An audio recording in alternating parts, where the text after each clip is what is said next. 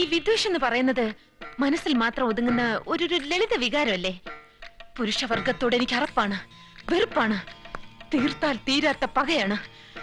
നേരിൽ കണ്ടാൽ കടിച്ചു കീറി രക്തം കുടിക്കാനുള്ള ദാഹമാണ്.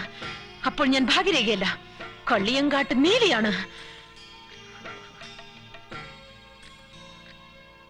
പക്ഷേ അത് തെളിയിക്കാനുള്ള സർട്ടിഫിക്കറ്റ് ഒന്നും എന്റെ കയ്യിലില്ല. നിങ്ങൾക്ക് വിശ്വസിക്കാമെങ്കിൽ വിശ്വസിച്ചോളൂ, അല്ലെങ്കിൽ പുരുഷ സ്പർശമേൽക്കാത്ത ഏതെങ്കിലും ഒരു കോണിലേക്ക് ഞാൻ പൊയ്ക്കോളാം. പോട്ടെ. വരേ മാമി.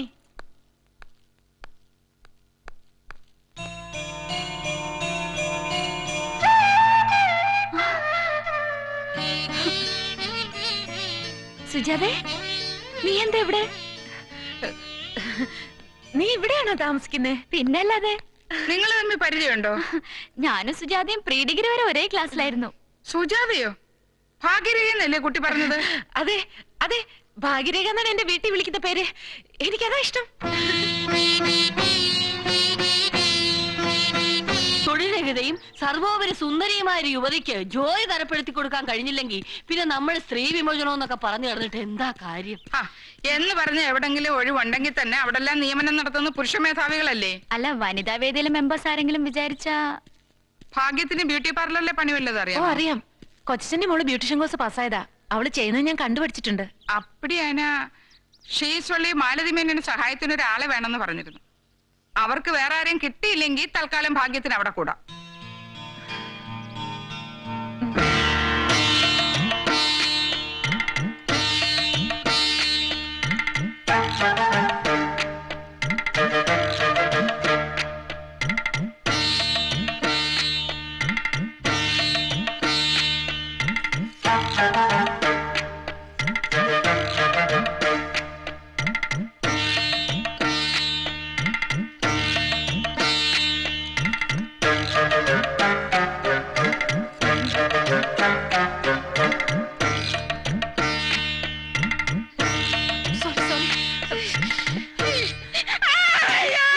എന്താ എന്തുപറ്റി? ശകലം ഡൈ കണ്ണി വീണം തോന്നുന്നു. ജോലി അറിയാത്ത ഇവിടെ എന്നത്ര മാലതി പിടിച്ചു നിർത്തിയത്? കുട്ടിക്ക് വർക്ക് അറിയാവുന്നാണല്ലോ ചിന്താമണി പറഞ്ഞത്. മേഡം, എനിക്ക് അറിയായിരുന്നു മേഡം. പക്ഷെ 4-5 മാസമായതുകൊണ്ട് ടച്ച് വിട്ടുപോയി. മാത്രമല്ല ഇതുപോലെ ഫേസേ. എന്റെ ഫേസ് എന്നാ കുഴപ്പം? ഈ ഫേസിന് കുഴപ്പമൊന്നുമില്ല, ഫേസൊക്കെ നല്ല ഫേസാ. പക്ഷെ എനിക്കെന്തൊരു അബദ്ധം പറ്റിയതാ മേഡം. മേലിൽ ആവർത്തിക്കരുത്, അറിയാവുന്നവർക്ക് ചെയ്താൽ മതി. ശരി മേഡം. നടന്നുകൊണ്ട് സംസാരിക്കുന്നതിൽ എനിക്ക് യാതൊരു ബുദ്ധിമുട്ടുമില്ല. എന്നാ എനിക്ക് ബുദ്ധിമുട്ടുണ്ട്. അതാ ഞാൻ പറഞ്ഞത്, ഒരു 5 മിനിറ്റ് നിന്നിരുന്നെങ്കിൽ സംഗതികൾ ഭംഗിയായിട്ട് എനിക്ക് അവതരിപ്പിക്കാൻ കഴിഞ്ഞാൽ. എനിക്ക് കേൾക്കണ്ടെന്ന് പറഞ്ഞില്ലേ? എന്ന് പറഞ്ഞാലെങ്കിൽ ഭാഗ്യരേഖ വിചാരിക്കുന്നത് ഞാൻ അത്ര തല്ലിപ്പൊളിയൊന്നുമല്ല. അച്ഛന്റെ സ്വഭാവം സ്വല്പം ചീപ്പാ. പക്ഷേ എനിക്ക് എന്റെ അമ്മയുടെ സ്വഭാവം കിട്ടിയിരിക്കുന്നു. സിനിമ കാണുന്ന ശീലം ഉണ്ടായിരുന്നെങ്കിൽ ഭാഗ്യരേഖ എന്നെ ശരിക്കും മനസ്സിലായി. എന്താ നിങ്ങളെ പറ്റി സിനിമയിൽ പരസ്യം വല്ലതും കാണിക്കുന്നുണ്ടോ? ഉണ്ടല്ലോ, പരസ്യ ചിത്രങ്ങൾ ഞാൻ അഭിനയിച്ചിട്ടുണ്ട്. സൗന്ദര്യലഹരി സോപ്പാണോ കേൾക്കുന്നത്? ആണെങ്കിൽ സൗന്ദര്യലഹരി സോപ്പിന് വേണ്ടി വാഴച്ചാൽ വെള്ളച്ചാട്ടത്തിൽ ദേഹം മുഴുവൻ സോപ്പ് പതയമായി നിൽക്കുന്നത് ഞാനാ. പത കൂടിപ്പോയത് കാരണം മുഖം കണ്ടില്ലെന്നേ ഉള്ളൂ. എന്തൊരു കുരിശായത്! ഒരുമാതിരി വേഷം കിട്ടാൻ എന്റെ അടുത്ത് എടുക്കരുത്. ആ വേഷത്തെ പറ്റി പറയുകയാണെങ്കിൽ 3-4 സിനിമകളിലും ഞാൻ സാമാന്യം ഭേദപ്പെട്ട വേഷങ്ങൾ അഭിനയിച്ചിട്ടുണ്ട്. ഈശ്വര, ഇത് എന്തൊരു ജന്മം!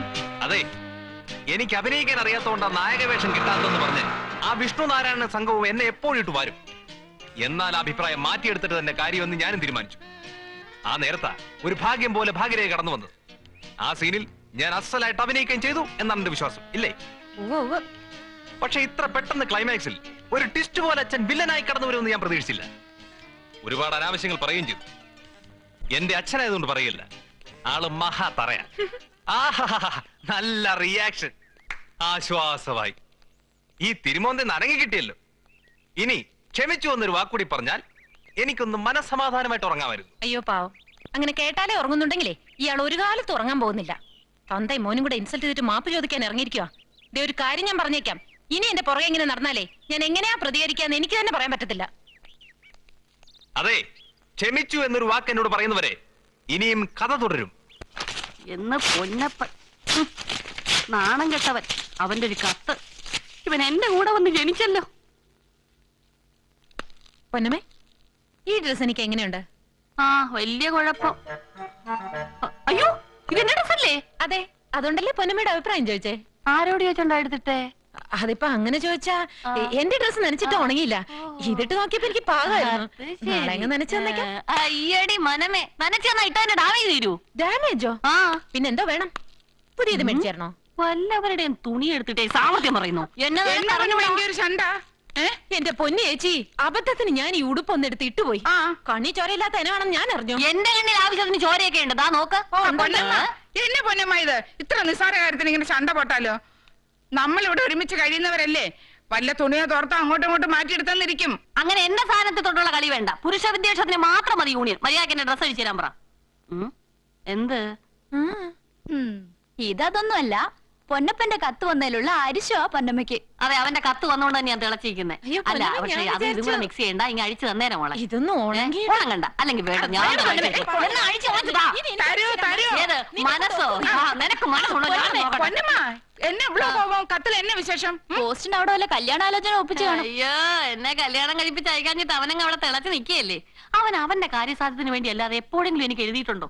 അവന് പാന്റ് വേണം, ഷർട്ട് വേണം, കാശ് വേണം, കോപ്പ് വേണം. അത് പൊന്നമ്മ കൊടുക്കാനിരുന്നിട്ടല്ലേ? അയ്യോടാ, ഞാനിപ്പോ കൊടുക്കാം. സൈക്കിൾ വാങ്ങിക്കാൻ 1000 രൂപ വേണമെന്നുള്ളതാണ് പുതിയ ഡിമാൻഡ്. അത് ചൂടോടെ കൊണ്ടുപോകാൻ നാളെ ഇങ്ങോട്ട് കെട്ടി എടുക്കുന്നുണ്ട്. എക്സ്ക്യൂസ് മീ, ഈശ്വരി മഠം എവിടെയാണ്? ഇത് അവിടെയാണ്. Thank you. Hello, U.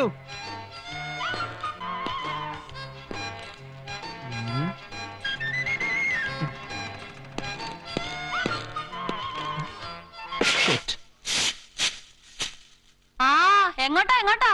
അവിടെ തന്നെ നിന്നാ മതി. ആ, ഇങ്ങോട്ട് തന്നെ. ഞാനൊരു കത്തയച്ച കിട്ടിയില്ലേ? കത്തി കിട്ടിയില്ലേ? കുത്തു കിട്ടി. ബോധം കെട്ടവനാണെന്ന് പണ്ടേ അറിയാം. ഇപ്പൊ നിനക്ക് കണ്ണും കാണാൻ വയ്യേ. വാതുക്കലൊരു ബോർഡ് വെച്ചിരുന്ന വായിച്ചില്ലേ, ഇവിടെ പുരുഷന്മാർക്ക് പ്രവേശനമില്ലാന്ന്? അതിന് ഞാൻ ഗേൾ ഫ്രണ്ടിനെ ഒന്നും കാണാൻ വന്നതല്ലേ, എന്റെ പെങ്ങളെ കാണാൻ വന്നതല്ലേ. അയ്യോടാ, ഞാൻ എപ്പോഴാണ് അതിന്റെ പെങ്ങളായത്?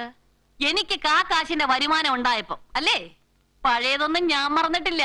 എടാ, ദൈവം ഉണ്ടെന്ന് പറയുന്നത് ഉള്ളതാ. പെണ്ണായ എന്നെ തഴഞ്ഞിട്ടേ ആണായ നിന്നെ തലയിലും തറയിലും വെക്കാതെ വളർത്തിയിട്ടേ ആ തന്തയ്ക്കും തള്ളയ്ക്കും കാശിന്റെ പ്രയോജനം ഉണ്ടോടാ നിന്നെ കൊണ്ട്? മതി മതി മതി, ആരെങ്കിലും കേട്ടാ നിനക്ക് അതിന്റെ നാണക്കേട്. അയ്യോടാ, പെങ്ങടെ മാനം കാക്കാൻ നടക്കുന്ന ഒരാങ്ങള. എനിക്കും വിറച്ചു വരുന്നു. ഇതുകൊണ്ടൊരു വീക്കം കാണാമല്ലോ. ഇന്നലെ നീട്ടിപ്പിടിച്ച് എഴുതിയില്ലേ പൊന്നപ്പൻ? എന്റെ കൂടെ വലിഞ്ഞേറി വന്ന ഇരട്ടയിൽ ഒന്നായിട്ട് ജനിച്ച സാമദ്രോഹി. ഓ, എനിക്ക് കിട്ടേണ്ട സ്നേഹം കൂടെ തട്ടിയെടുത്ത അലവലാതി വന്നിരിക്കുന്ന. ഞാൻ എന്തോ തട്ടിപ്പറിച്ചെന്നാ നീ പറയുന്നേ? നിനക്ക് ഓർമ്മ കാണത്തില്ലടാ, പക്ഷെ എനിക്ക് ഓർമ്മയുണ്ട്. കേട്ടോ സൂപ്രണ്ടേ, കൊച്ചിലെ എനിക്കായിട്ടൊരു കളിപ്പാട്ടം പോലും ആരും വാങ്ങിച്ചു തന്നില്ല. ഇവൻ കളിച്ച് കേടാക്കിയത് വെച്ചാണ് ഞാൻ കളിച്ചുകൊണ്ടിരുന്നത്. മാത്രമല്ല, ഇവൻ എഴുതി തീർന്ന കുറ്റി പെൻസിൽ വെച്ചാണ് ഞാൻ പഠിച്ചുകൊണ്ടിരുന്നതും. ആണായിപ്പോയ ഒരൊറ്റ കാരണം കൊണ്ട് വീട്ടിലെല്ലാത്തിനും ഇവനായിരുന്നു മുൻഗണന. അന്ന് ഞാൻ വെറുത്തതാണ് ഈ വർഗത്തെ, ഈ നാറിയ പുരുഷവർഗത്തെ. പോട്ടെ പോസ്റ്റ്, പറഞ്ഞുവിട്. എനിക്ക് സൈക്കിൾ വാങ്ങിക്കാൻ 1000 രൂപ തരാൻ. സൈക്കിളല്ല, വിമാനം വാങ്ങിച്ചു തരാൻ ഞാൻ. നിങ്ങളാ ഇവളെ ഇങ്ങനെ ആക്കിയത്. എന്തോടാ നീ പറഞ്ഞവൻ? ഞങ്ങൾ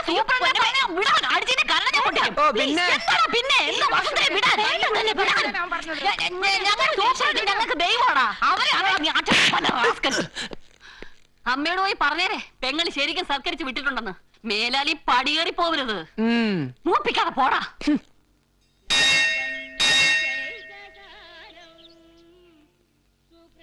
ഭാഗ്യരേഖ, അല്ല, ഒരുങ്ങിയിറങ്ങുന്ന കണ്ടപ്പോഴേ ഞാൻ തീരുമാനിച്ചു അമ്പലത്തിലേക്കായിരിക്കുമെന്ന്. ഒന്ന് കാണണമെന്ന് കരുതിയിരിക്കായിരുന്നു ഞാൻ. എന്തിനാ? ക്ഷമിച്ചു എന്നൊരു വാക്ക് പുരുഷ വിദ്വേഷമൻ ഈശ്വരി മഠത്തിൽ കയറിപ്പറ്റിയ കാര്യം രംഗന്റെ അമ്മ പറഞ്ഞാൽ അറിഞ്ഞു. പേടിക്കണ്ട, ഈ രഹസ്യം മൂന്നാമതൊരാളെ അറിയിക്കരുതെന്ന് ഞാൻ അമ്മലും നമ്മളെ താക്കീത് ചെയ്തിട്ടുണ്ട്. അയ്യോ, അങ്ങനത്തെ സൗജന്യൊന്നും വേണ്ട. ആരൊക്കെ അറിയിക്കണ്ടെന്ന് വെച്ചാ അറിയിച്ചോ. അയ്യേ, അത്രയ്ക്ക് മനസാക്ഷി ഇല്ലാത്തവനല്ല ഞാൻ. ഒരു കലാകാരന് ഒരിക്കലും അങ്ങനെ ആവാൻ കഴിയില്ല. ചേട്ടാ, ഇതൊരു വലിയ ശല്യമായല്ലോ. എന്റെ പുറകെ ഇങ്ങനെ വരതെന്ന് തന്നോട് ഞാൻ പറഞ്ഞിട്ടില്ലേ? ഇന്ന് കാർത്തികയാണ്, ഐശ്വര്യ ദേവതയെ ആരാധിക്കുന്ന ദിവസം. ഇന്നെങ്കിലും പകയും വിദ്വേഷവും മറന്ന് ക്ഷമിച്ചു എന്നൊരു വാക്ക് പറഞ്ഞുകൂടെ? അയ്യോ, പറയാൻ പ്രയാസം ഉണ്ടെങ്കിൽ വേണ്ട. ഇന്ന് സന്ധ്യയ്ക്ക് നമ്മുടെ തെരുവിൽ ആദ്യത്തെ കാർത്തിക ദൈവം തെളിയുമ്പോ ഒരിത്തിരി നേരത്തേക്ക് ഈശ്വരി മഠത്തിന് വെളിയിൽ നിന്ന് പ്രത്യക്ഷപ്പെട്ടാൽ മതി. എന്നോട് ക്ഷമിച്ചുവെന്ന് ഞാൻ കരുതിക്കോളാം.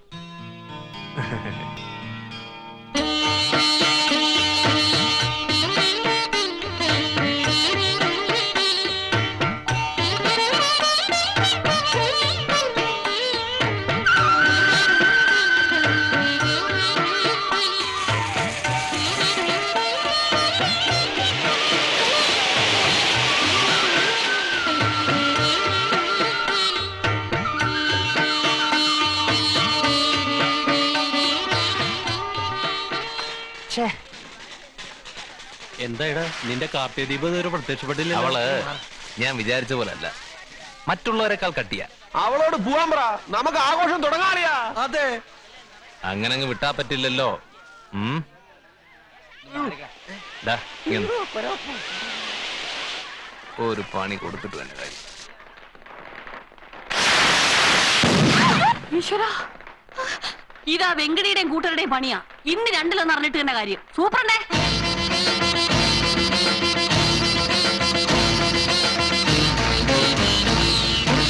Dagi, dagi, dagi, dagi, dagi, dagi, dagi, dagi.